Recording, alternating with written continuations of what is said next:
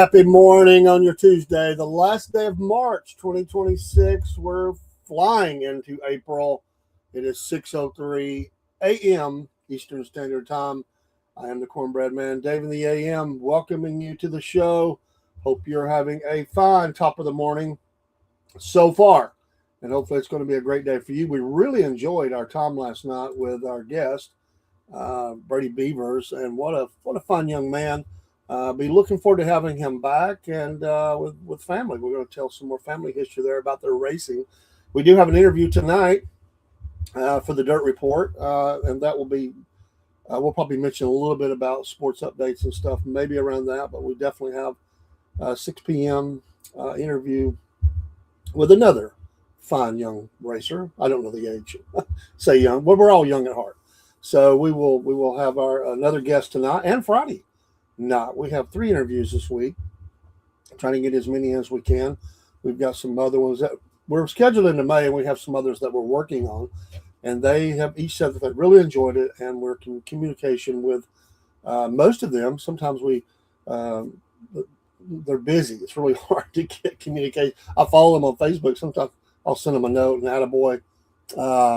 So yeah. About Rumble this morning, broski. Good morning to you. We are on Rumble. We're showing live. It might take just a minute for it to pop up. But yes, we are there. Loud and proud, or loud. Yeah, it does that sometimes. They still have, I think, growing pains they're working on, but we are on Rumble. We're actually showing a couple of people there. Well, one of them might be me. But yes, we are there. But hey, glad to have you. And he flips back over, so he was on YouTube and then to Rumble. So we do a number of lives. We may be adding one. I'm working on it. In the future, maybe a second one as we're trying to work on a couple things. But we're doing a couple of doubles, so we have space. We can back out of one and do another one. But had a good time last night. A little fun times with our D&D group there, Desi and Dusty in Ohio. They're always funny. And following them, it's like a reality show. That's funny. And then Dean and House Marine, Biscuit Boy. So, yeah, we have a couple of surprises coming that we've never done before. One involves Dean. We're supposed to do a little recording tonight for a short clip. He's never done before, so that ought to be good. Looking forward to that. Well, let's get a little bit of our news out of the way, or a little bit of our morning rituals that we have here, and then we'll talk about news. Their National Day today is the first one. I like to get those national days. They're interesting to me. He's doing pretty good, Broski, but he bruised his hand the first day. He's not used to that. So he said, "Oh, I wasn't hurt." Well, I said, "Bruises are hurt." He's got to get used to it. So he was a little wore out, but we did get to see his man cave and all the racing stuff he has in there. Now his man cave and your man cave would be completely different, but for him it was pretty cool. So we got the little tour last night of that. Today is National Crayon Day, so if you still like to play with your crayons, bring them out. It's National Crayon Day.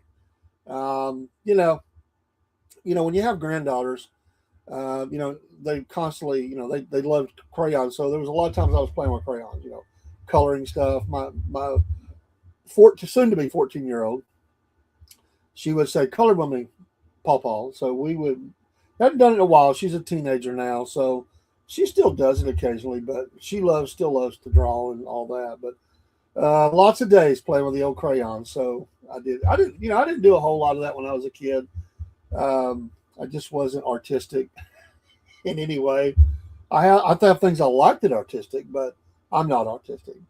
I do have creative things that flow in my head. It's just getting them out. It's National Prom Day. A lot of proms are going on.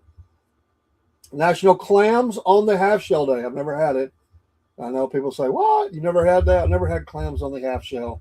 Never did that. And it's the National Bunsen Burner Day. Oh, everybody's had fun with a Bunsen burner.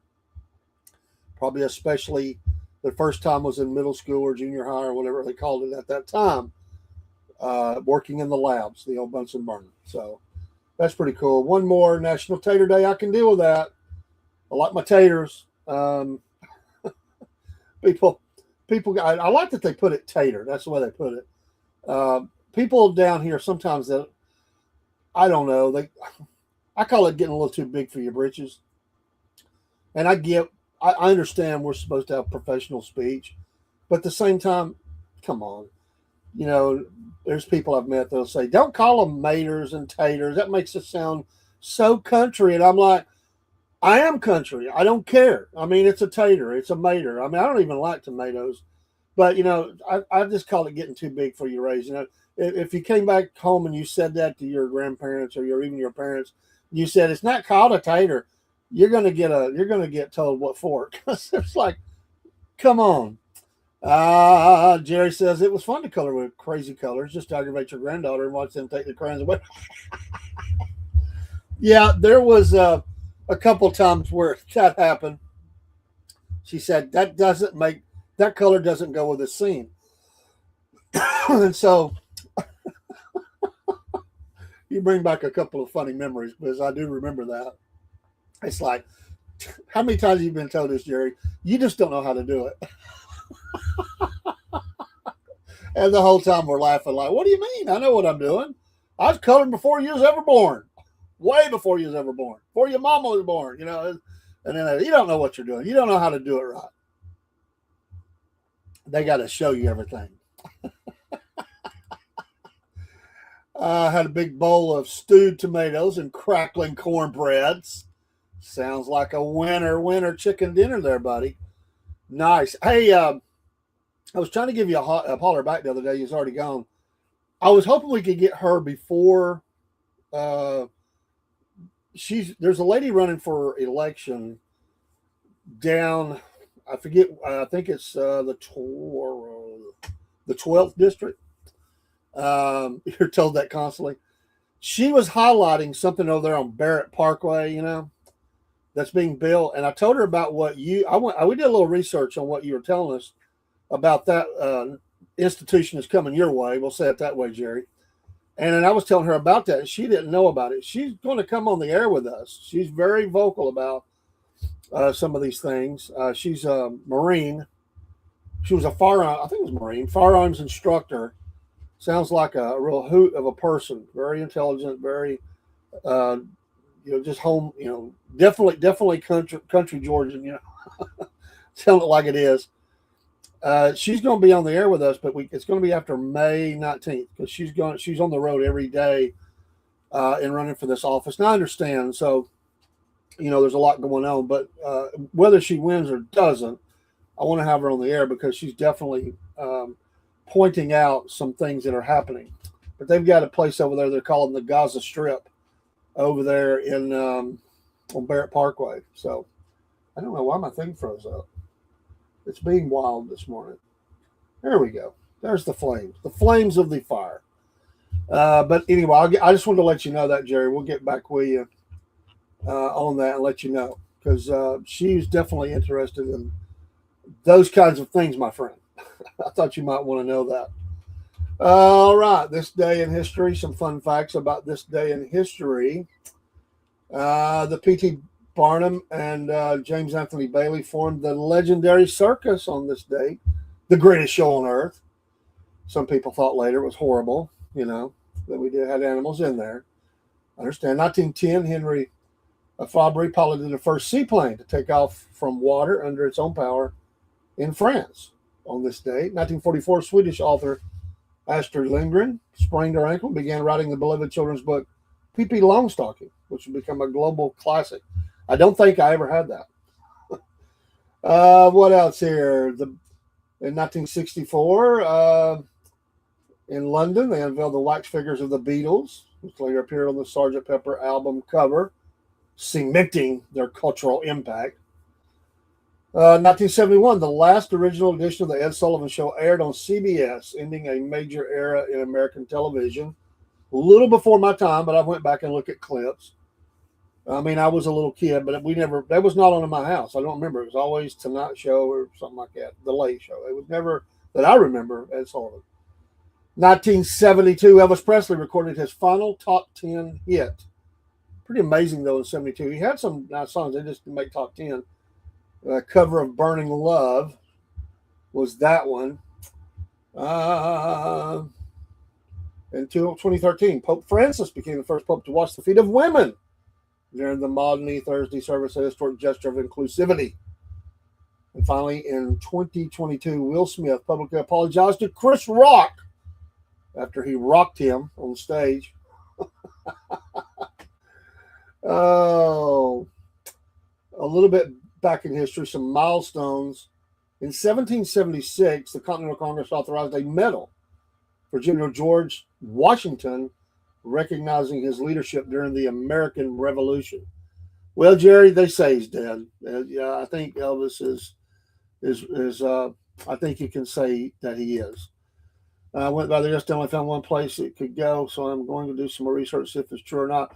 It is saying on the interweb that it's true. A lot of people up in there just because they've heard of it. They are already listing the address, showing it on a map, talking about it on 2 or 3 places that I saw. Now, that plans could always change, but they definitely were. It's definitely out there because it named the road. What was the name of that road? I looked it up though, brother. I mean, we did in between shows. We did a little bit of research on that.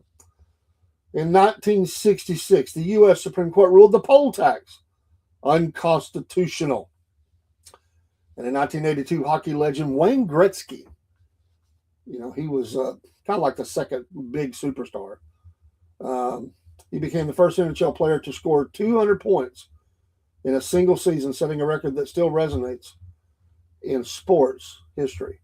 So there you go. Some fun facts from this day in history. And I usually start with my verse, but we'll do it now. I was running a little bit behind. Didn't want to get up. Let's pop this on screen. Get this verse up there. Amen, amen. There we go. Should be coming up. There we go. John 14:27. Peace I leave with you. My peace I give unto you. Not as the world giveth, give I unto you. Let not your heart be troubled. Neither let it be afraid. Amen. Amen. Love that. Oh yeah, that's right. That was it. Boogers Hill Road. You're right. That's where it showed it, man. Because I was thinking, wow, because we were talking about, because Biscuit Boy said, what a name. I said, in one other place that I know down around Rome, there's a Booger Hill Road or something like that, or Booger Holler. And they said that's where the boogeyman would jump out and rob people. And it went up a slight upgrade, or uphill. The cars would slow down back in the day. They would lose speed. They would jump them there. So we were wondering if Boogers Hill Road was something like that, like there was a bunch of just bad people down there on Boogers Hill, maybe some shiners or something.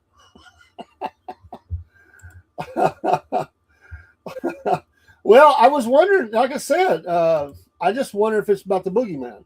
It's a strange thing, but down around Rome or somewhere down there, there's a Booger Holler. We got our hollers, so it's pretty cool. All right, in the news today, all Hades is breaking loose in Iran, I think. I mean, they've set deadlines. They're not living up to them. The president says a deal's coming any day. Of the ones that's left, they found that they're a little more talking about it. But I'm telling you, there are places being hit all around the Middle East. I mean, they're targeting fuel depots and all kinds of stuff. And so I don't know. Now they say the island probably will be taken. But I don't know where it's going to go. Yes, Palm Sunday, yes. Yeah, I have learned about his life. I have. But Palm Sunday, yes. A lot of Baptists do. Maybe not all of them, but most of them do. I think even Jerry, on his broadcast, it was he was preaching on that. I didn't get to hear it. I was listening to music. I didn't get to the preaching yet. But I think, yeah, we do. There was an interview with Bibi Netanyahu with Newsmax yesterday around 5 p.m. But he said that President Trump recognized the nuke threat from Iran early. And You know, I told you yesterday, I thought they made a bad decision in restricting the Cardinals because I thought they could pull that off. So they asked him about it. And he said that it was only for the safety of the worshipers was the only reason that they were denied. I still think that's a bad idea. These guys have been doing this for centuries. They're willing to take the risk. After all, they've lived in risk before. Just a bad move. You shouldn't have done that, and you got to make it up somehow. But he said that he immediately instructed the Latin Patriarch to be allowed to conduct services of the church going forward. Of course, you caught a lot of heat. This is a bad move by Israel, and Bibi he's got to take that. It was bad, and they caught a lot of flack. Not a time to be doing that. It's been going on for centuries, and you just said that no more than 50 could be in a place. You just tell them, listen, you're on your own. We can't get enough. We can't protect it enough. But they haven't been targeting those kinds of things yet. Iran has not. So I just think you just tell them, listen, if something happens, you realize we may not be able to stop it. You could be in harm's way. And if they say we understand, which I'm sure they would have, they would have went and done that, and you just let it go. But they made that decision. It was a bad decision. He said what happened was that Iran had been firing missiles at the old city of Jerusalem. He noted that fragments from recent attacks landed dangerously close to the church and other sacred sites. Well, sure. Everywhere in the city, those fragments have been falling. And so he explained that security officials ordered worshipers removed from vulnerable areas lacking adequate protection, but he could have overrode that. He said, let's remove the worshipers right now because they could be hurt, he said, quoting Israeli security authorities, emphasizing the directive applied equally to all faiths. A police officer enforced that order against the Cardinals. I don't want to butcher their name. Hezbollah was one of them. The Latin Patriarch of Jerusalem, prompting backlash from church leaders of some world governments. It didn't get hit in the news as heavy as I thought it would, because usually this is the kind of story. But among the religious circles, that there was a lot of anger, and I get it. I just think they could have allowed it and said, "You're on your own. We will do what we can, but we may not be able to protect you. Things will be falling out of the sky possibly." So, but that's the whole of the city. So, I'd tell them where the closest bomb shelter was if they wanted to make it or stay in the church or whatever while it was going on, and let them go in. And he should have done that. It is the first time in centuries that senior clergy were prevented from conducting the Palm Sunday Mass at the site. He rejected claims of religious discrimination, calling such accusations absurd, insisting there was no malice or bad intention. For whatever it was just a bad decision. Nevertheless, he said, I immediately instructed that the Patriarch should be allowed to come with his party and perform services as he wishes, adding that Israel is working to allow limited worship attendance while minimizing risk during the volatile period. Again, you could have done all that and let these guys go in. It was just a bad. It was bad. They are among the Orthodox. Yes, he's probably taking some heat from them. I mean, that's one of his big blocks of support is the Orthodox, and it's on him. At the end of the day, if a police officer said it or whatever, that's a quick phone call, and he just says, "Listen, let them in. Tell them the danger. Tell them we will try our best to defend if something happens, but you've got to let them in." And now he says, "Well, they're going to be able to do it going forward." Well, you just told the enemy that they'll be in there on that day. So what's the difference in letting them do that in the beginning and saying that now? The security risk just went up, but now you've made it a thing. So that was stupid. It was a bad decision. I've said that. You just can't do that. I can imagine if you had told the Orthodox they can't go to their, they have limited number for everybody. 50 worshipers is the maximum right now while these ongoing incoming missiles, because probably because of the size of the shelters, I would guess. And they just don't want large gatherings. And a lot of the injuries have been, they say 5 to 10 minutes after a blast, these fragments are coming down. A lot of people have been hurt by the fragments instead of the initial blast, because people come outside looking around and things are still falling out of the sky. And it's been blown up or pieces of the whatever, So I get that. But even my Huckabee said, the article I read yesterday, he called it difficult to justify. And so he was critical himself. that it should not have happened. And I'll say the same thing. Um, and, just don't need to do that. Hey, listen, we're used to danger. Missionaries, Christian missionaries in hot spots all over the world, they understand this. They don't act foolish, but they're gonna conduct things. They're gonna do things. And this was a hot, this was on the date that it was, what it was, and they've done this forever. This wasn't a regular deal. This is an exception that could have been made, and he blew it. And now they got to deal with the after effect. So um, I get it. It is a tension spot between all the different faiths. It is a highly volatile spot. All of those sites, it's very volatile, especially Old City. I mean, it's horrible that they've left some of the Jewish ones underneath in places where they have to send in like the army just to allow the one or two times a year that these Jewish leaders want to go to, like Rachel's grave or any of those. It's a very volatile place. But that was a bad decision. If I had been a couple of different ones, the response would have been mass protest. They're very fortunate that it didn't turn into that, but it was. Senator Lindsey Graham, he urges peace. Oh, can you really believe that he's urging peace, Senator Lindsey Graham? I don't buy it.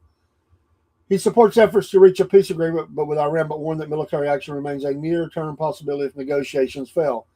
Keep it up, Mr. President. Our boy Lindsey says. Wind down the war and wind up efforts for an historic peace deal, he wrote on Monday after discussion with President Trump. He said that he backs diplomacy, but emphasized that any agreement would require cooperation. Well, of course. I support diplomatic efforts to end the conflict consistent with our military objectives, but it takes two to tango. Well, Lindsey would know about two to tango, wouldn't he? The necessity for military action is weeks, not months, and Operation Epic Fury is well ahead of pace.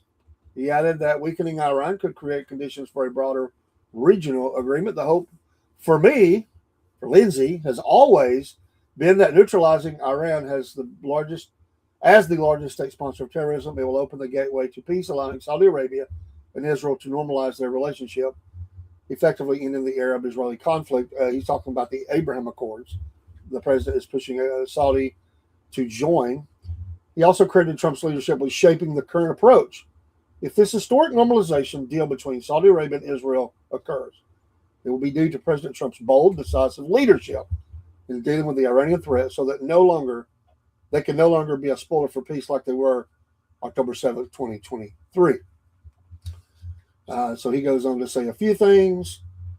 He said great progress has been made, but if for any reason a deal is not shortly reached, which it probably will be. They all say that. If they say that, may not make it, but we probably will. We might have a deal when the president says that. He expressed optimism an agreement could be reached soon. Great progress has been made, but if for any reason a deal is not reached shortly, which it probably will be, and if the Hormuz Strait is not immediately open for business, we will conclude that our lovely stay in Iran, of course, this was the President Trump saying, because I remember him saying that, the lovely stay in Iran by blowing up and completely obliterating all their electric generating plants, oil wells, and Carg Island, Trump wrote. So he put that on his True Social.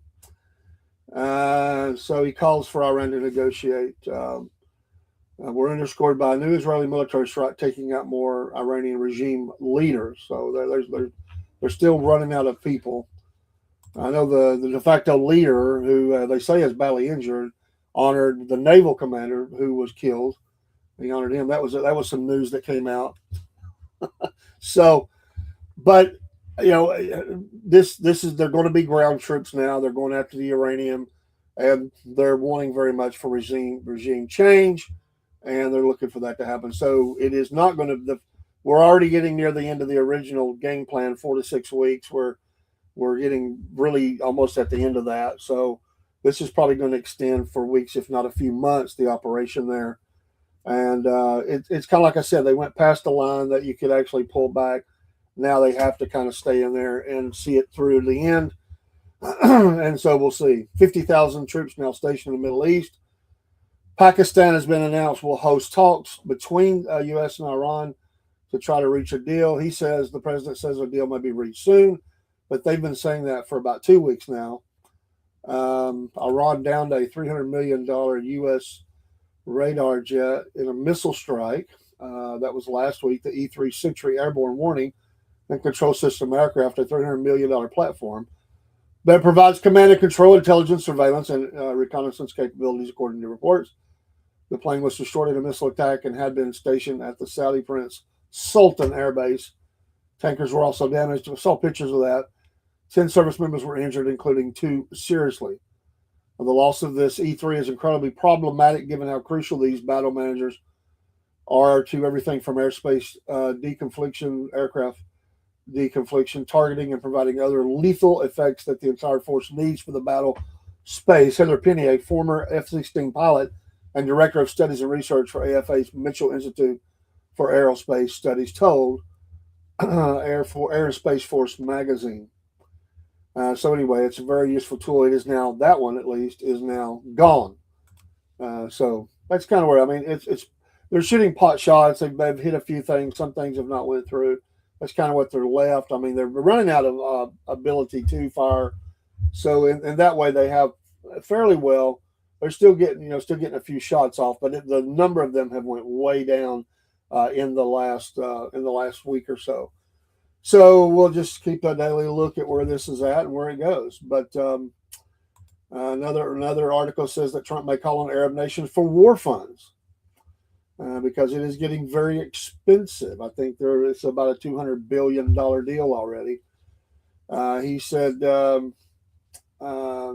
Caroline Leavitt was asked about that. She said she would not speak for the president, but indicated that it was an idea he had considered. I think it's something the president would be quite interested in calling them to do.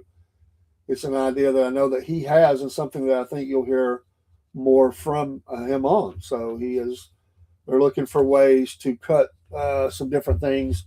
They talk about fraud and things. Well, you should have already cut the fraud, but they're supposed to, Watchmen, ground. I mean, they're talking about special forces, but I still think there's going to be a beachhead there somewhere. They're gonna carve something out and kind of establish that, and I think that's probably going to happen. But good morning to you. I thought this was interesting as they talked about this. The big, beautiful ballroom. He says that a massive military facility is planned under that ballroom. I don't know why you would do that. I don't know why you would say that. The military is building a massive complex under the ballroom, and that's under construction. We're doing very well, so we're ahead of schedule, he told reporters aboard Air Force One. It's part of it. The ballroom essentially becomes a shed for what's being built under, he said, without elaborating on the unprecedented arrangement.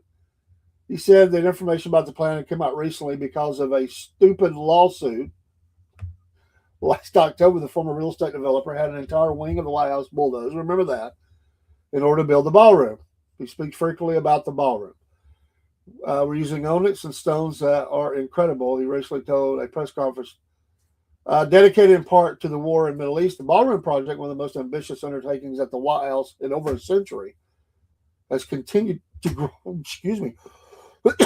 to grow in scope. The budget has doubled from $200 to $400 million.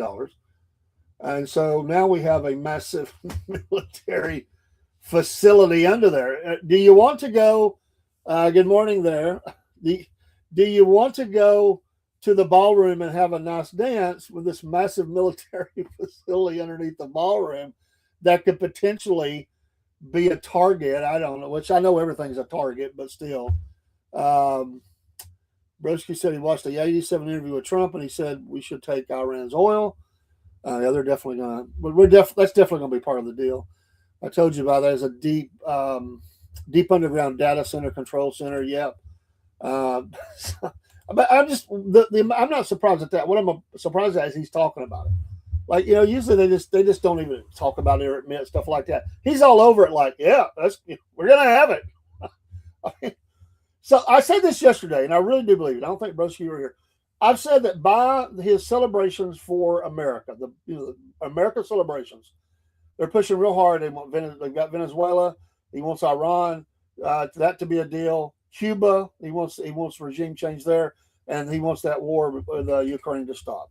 That's he wants to get all that settled and probably throw in Greenland as a topper, and then he'll sit back and celebrate the uh, the birthday of America as they and they'll call him King Trump as he celebrates those victories. That's the plan. I really believe they're in hurry up mode to get it all done.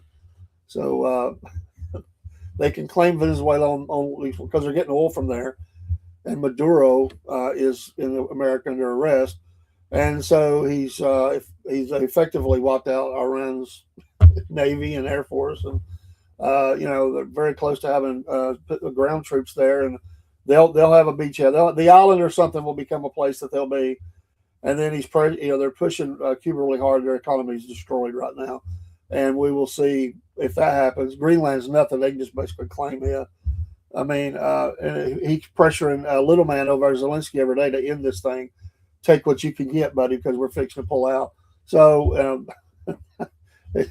Zelensky's not happy about it, but what's he going to do? He can't stop Russia. So, the alarming thing was I read that he would say he would give security guarantees to Ukraine if a deal is struck against Russian aggression. I'm surprised that was included. But as the night went into the night, the foreign press is talking about the 2,000-pound bunker busters that hit an ammunition depot as Iranian strike on full tanker sparks oil spill fears off Dubai. And I heard about that one too. So there's video. This massive strike that happened near and then that oil tanker was hit near the strait. Yeah, this is in the city is Fahan, and I probably didn't say that. That's Fahan. But he talked about that. I read that in the middle of the night. I woke up and was reading some of the reports. So those videos are, I don't think there was any sound, but video was there, and you could see the massive strike. There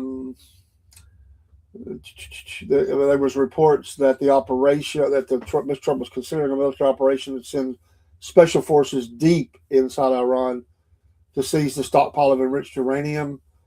Fire tracking satellites from NASA suggest the explosions happened near Mount Safed, if I said that right. Let's see here. As they're trying to, an area believed to have military positions. Massive fireballs, secondary explosions. Iran has not formally acknowledged the attack. It is home to one of 3 uranium enrichment sites bombed by the U.S. during the 12-day war between Iran and Israel last year. And looks like we're fixing to go in there. They're softening it up even more. The Iranian drone struck a fully loaded Kuwaiti tanker carrying 2 million barrels of oil near the Strait of Hormuz, sparking fears that an oil spill in the Persian Gulf. The apparent strike on the Al Salmi tanker is just to be the latest in a string of assaults on merchant vessels by missiles or drone. This was owned by the Kuwaiti Petroleum Corporation, KPC. And they said early on that on Tuesday, Al Salmi was struck in an Iranian attack which anchored at Dubai port in the United Arab Emirates, or UAE, causing damage to the vessel and a fire on board. Excuse me. They warned of a possible oil spill in surrounding waters, the Kuwaiti state news agency Kuna reported. Dubai authorities said maritime firefighting teams successfully put out the blaze, which was sparked by their drone attack. There were 24 crew members, and they were all safe on board. And so gas prices are hovering around on average, about $4 a gallon, I think.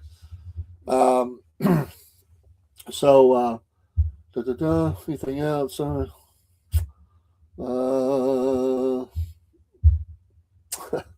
Well, like I said, it's an old story, and we're right in the middle of it. So right now, whatever happens, but we're deep in the box, as they say in this thing.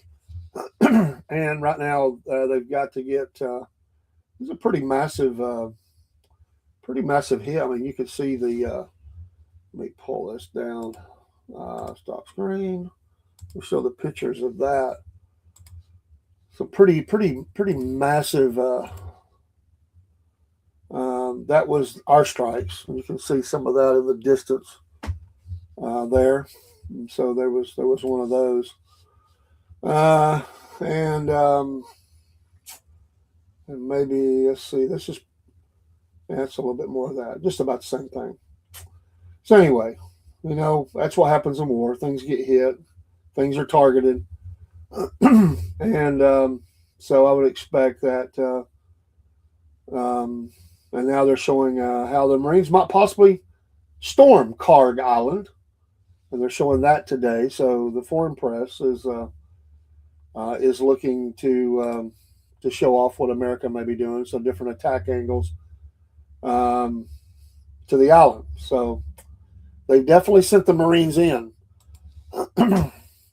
Iran took out a U.S. radar. Yes, they did. They did take that out. A $300 million deal there, and some soldiers were injured. So it is dangerous in the region, and people got to be very, very careful over there. Pray for our troops and all people involved.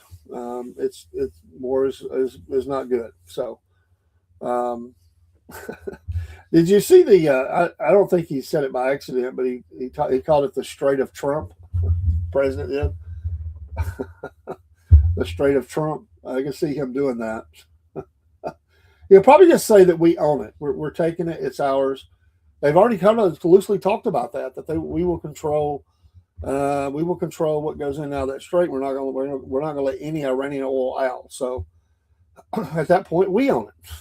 I mean, if we have it, and they were saying they were going to charge $2 million a vessel. That's not going to happen. I mean, somebody's stupid enough to be doing that because nobody's going to buy their goods and services. It would be so expensive to do that kind of charge. There are very few kinds of things, even oil would. They're not going to balk at paying any kind of $2 million charge to go through the strait. That's not going to happen. Brent crude rose to above 116 a barrel in Asia. It's near its highest level since the conflict began. So whenever these things happen, it's always going to bump up.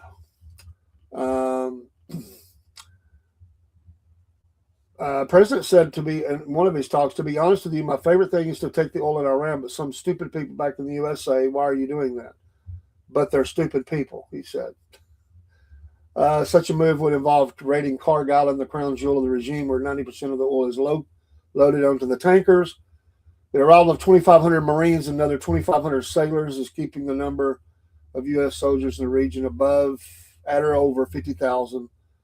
Last week, the Pentagon ordered 2,000 soldiers from the Army's 82nd Airborne Division, which would be used in this, obviously, to the region, so to give him options.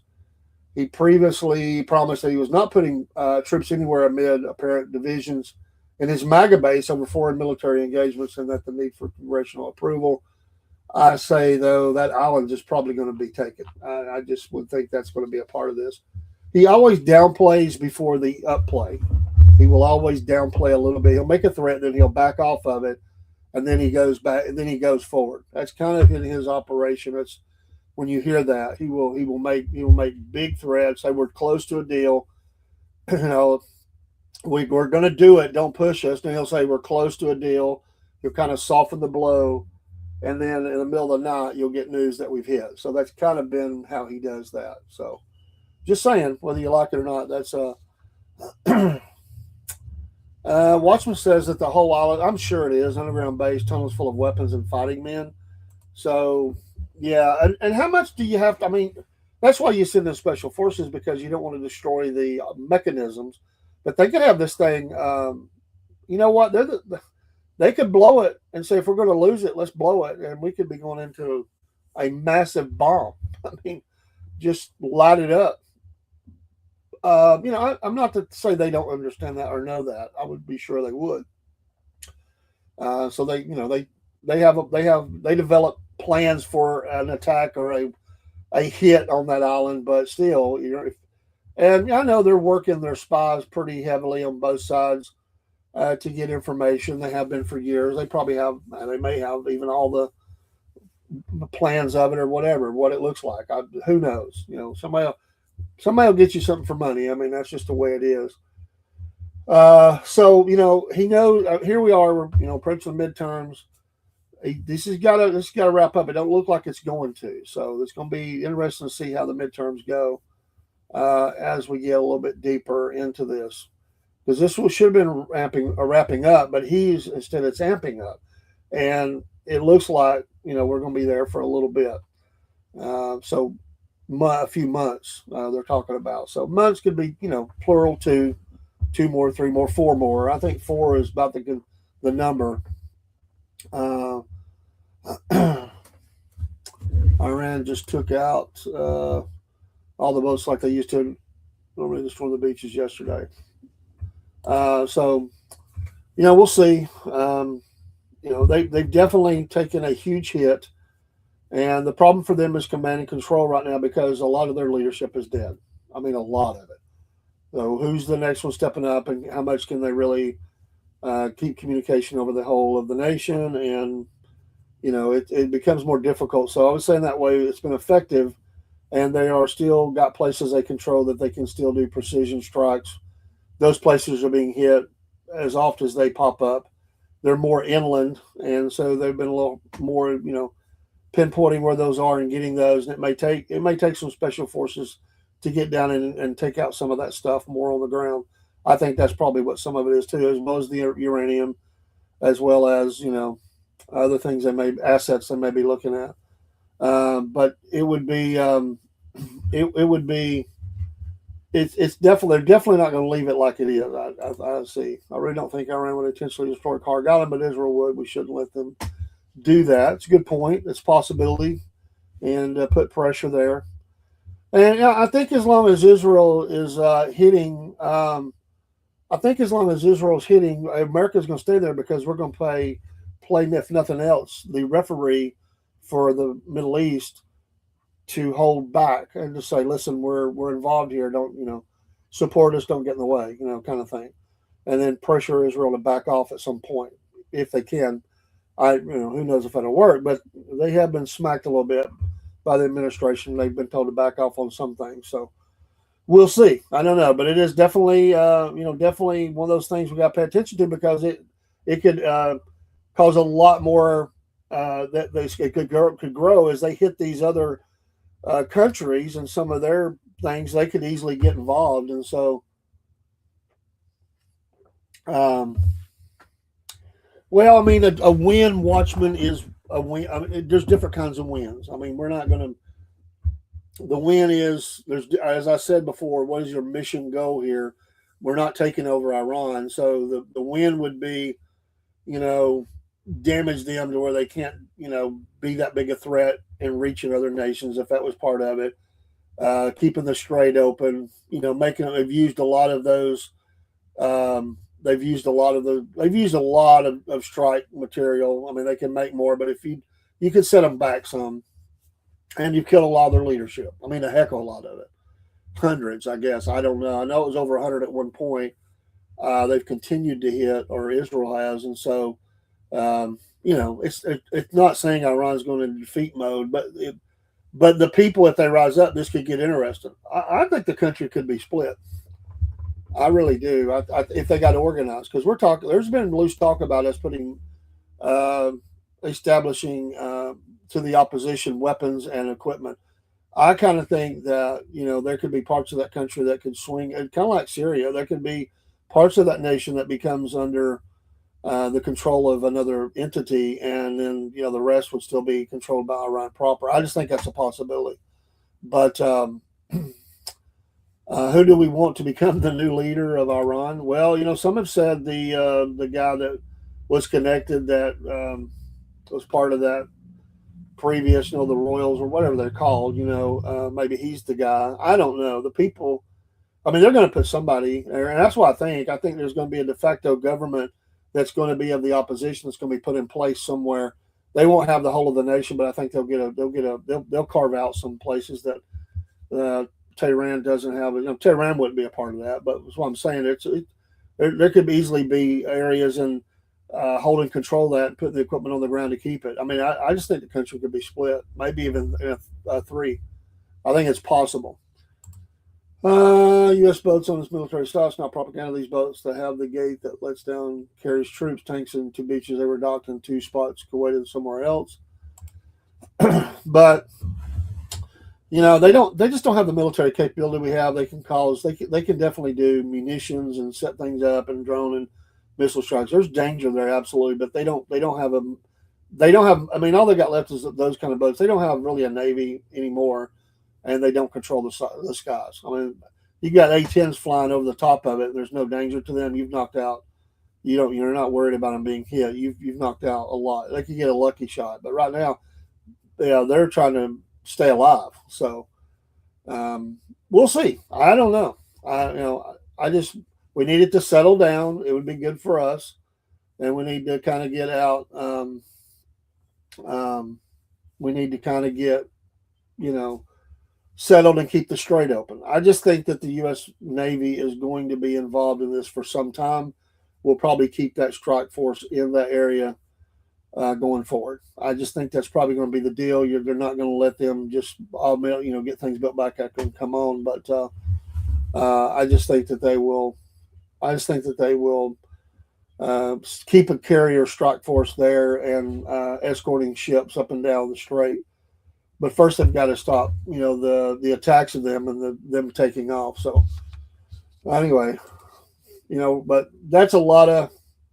Who knows where it's going to go or how it's going to go. But I would think with that would be where we're going to go. The best we can do is hope that we can keep the strait open and get pulled back. So anyway, that's a little bit of foreign press for you as they're showing it. And that's not much more I want to see there. So anyway, I will look up one more here. Let's see here. What was being reported? Al Jazeera is reporting that Iran says U.S. Israeli strikes hit military sites, so they say that on their side as well. Iran war wipes 120 billion off Dubai stock markets, is being reported in Al Jazeera. They're saying future of the Strait of Hormuz may be decided by the entire region, according to Qatar. Eurozone inflation jumps as energy prices surge. UNRWA, that wonderful group that is forever just keeping, that's a whole nother discussion. Anyway, the chief calls for an investigation into Israel killing over 390 staff in Gaza. Continued escalation not in anyone's interest. This is from Qatar. Let's see what else. Gaza families reunite years after babies evacuated amid Israel's war. Drone attack sparks fire on Kuwaiti tanker. We talked about that. Sudan war being fought on women's bodies. Survivors detail sexual assault. They're reporting in Al Jazeera. Israel says 4 soldiers killed as army pushes deeper into South Lebanon. Dangerous escalation. World reacts to Israel passing death penalty law, according to Al Jazeera. Human rights group and Palestinian leaders have condemned Israel's passage of a law approving the use of the death penalty against Palestinians convicted of deadly attacks, calling the measure a violation of international law and inherently discriminatory. The legislation passed on Monday by Israel's parliament, the Knesset, makes the death penalty by hanging the default punishment for Palestinians in the occupied West Bank who have been found guilty of killing Israelis. That's also being reported there. I won't read the whole story. You can welcome to go to Al Jazeera and read it if you want. But just mentioning some of they've got a live tracker going on between these attacks. And okay, that's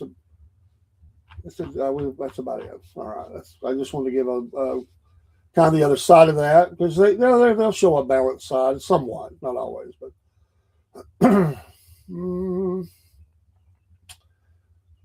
Palestinian ally Ireland under fire for allowing weapons transfers to Israel. So, anyway, the world is at war, in a sense. The world is at war. It might not be called a world war, but it is a war. There are many fronts of this war, and got to lock in. Things are escalating and heating up as these things and continue to go on. And I don't want war. I would hope it will start very soon, and we get back to some sort of normalcy. But we may be in the new normal for a while, I would think. I want to say good morning to all of you that are on Instagram this morning. Thank you for coming in. I see your names. We appreciate you. All those that are on Rumble, we have several there. YouTube, thank you. Facebook, Twitch, Kick. Who did I miss? Miss somebody. That may have been it. I probably missed one. But thank everybody for being here on the Cornbread Man Morning Show. We try to show some balance and just showing the news. And it's hopefully we'll get leveled out. But there's a potential for bad things. Bad things. Already been bad. There could be war. And as more troops go over there, pray for the troops. Young men and women of the American military in harm's way. And lots going on locally. As people are paying the price at the pump and all of the energy as that goes up. It's not been horrible. I said that Americans will grumble at $4 a gallon. They're not gonna lose their lunch. They're not gonna lose their lunch until it hits $5. Then they're really gonna be raising cane. But $4, they'll grumble and gripe, and people will complain, but they're not gonna say too much about $4 a gallon. In most places, if it's still under $4, the cities will be $4 and $5. But honestly, I've seen it at nearly $6 in Atlanta before, and a few years ago, and they were pumping it left and right down. Other people didn't care. When you get outside the city, it was less than that. It was around $4. People complain, but they didn't say anything. Can I have an anti-Israel show? We can have an anti-Muslim show as well, but need the anti-Israel show. It would be fun. Might get explosive. We are going to have in the near future a little bit more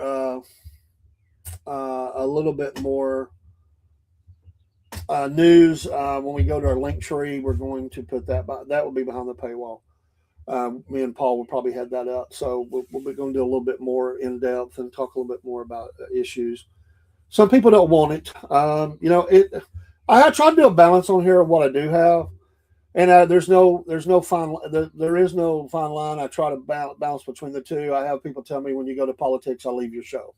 Then I have people say if you don't talk politics, I don't want to see your show. They say if you don't talk, that's what I get. So I can't win, so I'm going to lose somebody. So in the morning, I just try to show a balance there.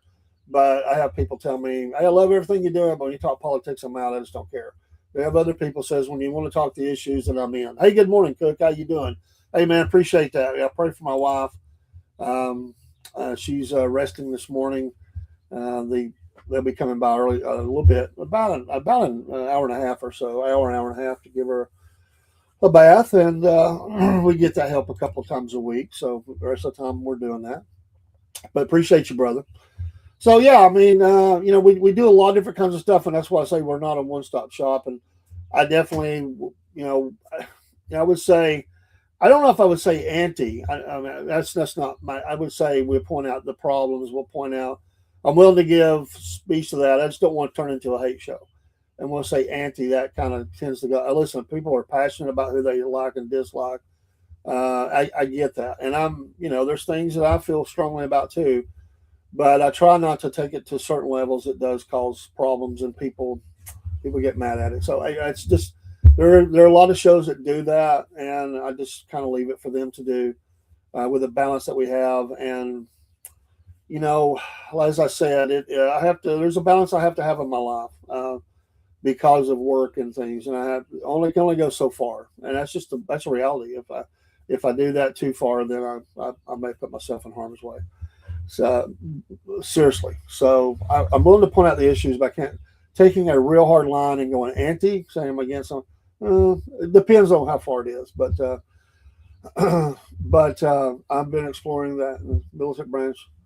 I can't rule it out. Yeah, man. And listen, for those that think that I don't, that I have a responsibility. I've said that. This began. I've always done. I've had things going way back. I mean, I've been in ministry for a long time, and I do try to reach different people. I've always pointed out the bad of different things. I've dealt with it myself, hatred on all sides. Um, but it is not something I'm avoiding. But there are certain aspects of it I have to be careful in the tone, because it could cause me trouble. And listen, I have a responsibility to take care of my family. So I leave that to y'all. And sometimes I put it on screen, sometimes I don't. And it's a moment decision. It doesn't mean I'm for or against. I just sometimes I try not. People welcome to look at the chat if they come in and the show and see it. But some things I don't put on screen. But sometimes we probably dance on that line a little bit. But so far nobody's said anything. But we get in too deep into it, then I might it might. But we do on here touch on a lot of those subjects. But when we get a little bit more behind the paywall on that, we may go a little bit deeper. So we'll see. I don't know. In a few in a couple of years, I'll probably be retired, and that will open up me to have a little bit more. So it's just life. That's just the way it is. But in my role, in my position, I have to be careful of that. So I do go and listen to other people say it. I got friends; they talk about it all the time. Various podcasters and content creators, and I think we all have strong opinions, and we'll say, all these as all these tentacles come together, it's impossible for it not to be, but you know, ugly, because there's ugly things, and there's ugly things that are going on, and we're concerned about it, and we bring people on, and I think we would take the stance that we allow guests to talk about it a little more than we will. And we'll say that's their opinion, and we leave it at that. So, well, I don't know. I'll leave that one alone. I get we. It is what it is. I'll say. I'm in my space, and I'll just leave that right there. So. Broski, you're funny though. Watchman. Hey, God bless all of you. I'm told that, well, I'll leave that alone. That's an offline discussion. Oh, that's an offline discussion. I'm gonna get in trouble. Not really trouble, but um, yeah, we'll have to talk one day. If I say it one way, everything gets back. So I just think I'm being honest though. I mean, we argued. Our argument was over you guys. Honestly, there was other things going on, but I don't think that's a secret. And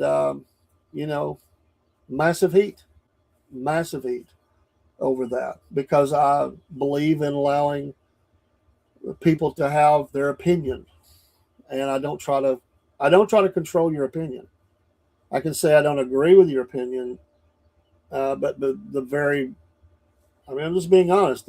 Because I allowed that, because I was willing to give you a place to say it, then I became toxic. So that's really the safest way I can put that. And most people won't know what we're talking about anyway. So I'm just being honest. I think that is so. ISIS has never attacked Israel. When they were hit, Israeli forces that came for them to take them to Israeli hospitals. So, no. That was no. I understand, and it's not that. I'm saying politics in general. People say they leave, so I tell them, look, if you leave, you leave. I'm going to talk politics, and then people say when you don't, then I would leave. So. Um, well, that's fine. Like I said, we haven't always agreed on everything.